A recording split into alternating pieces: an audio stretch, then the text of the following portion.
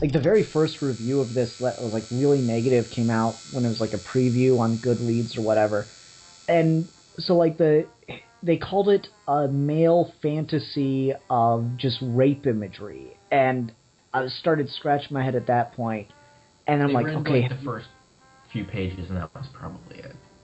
yeah, I'm like, I start scratching my head at that point. I'm like, wait, do you know anything about classic Wonder Woman? Like, just literally anything.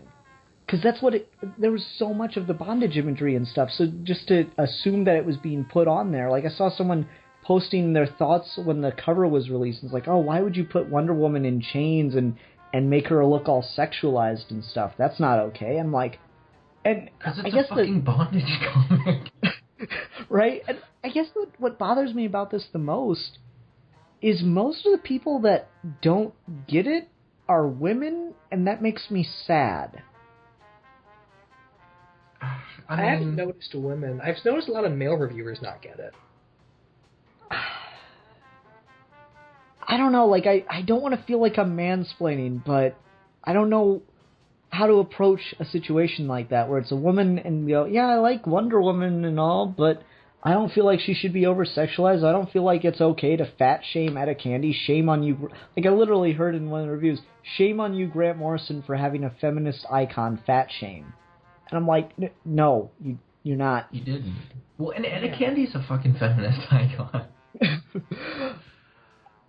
So I see stuff like that, and I'm like, I don't.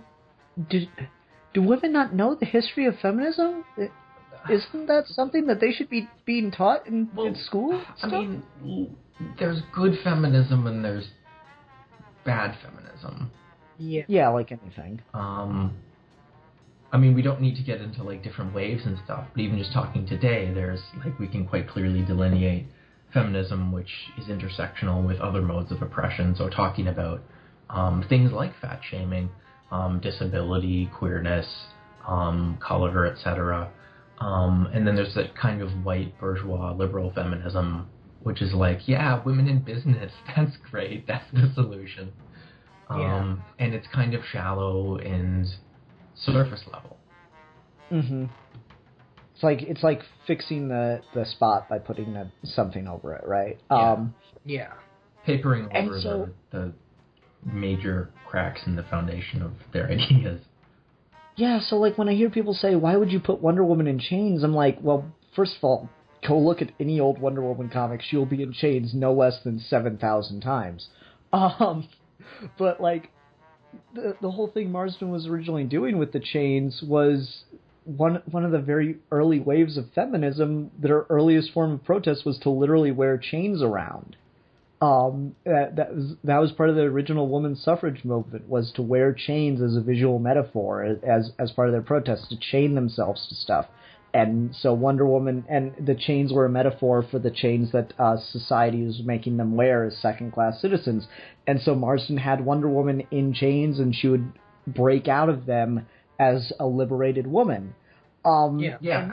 How can you show liberation without showing bondage? Yeah, it's and then so let's use that actually, because I feel like I'm just kind of saying, no, you're stupid, read more feminism, to anyone that has those kind of complaints about the thing.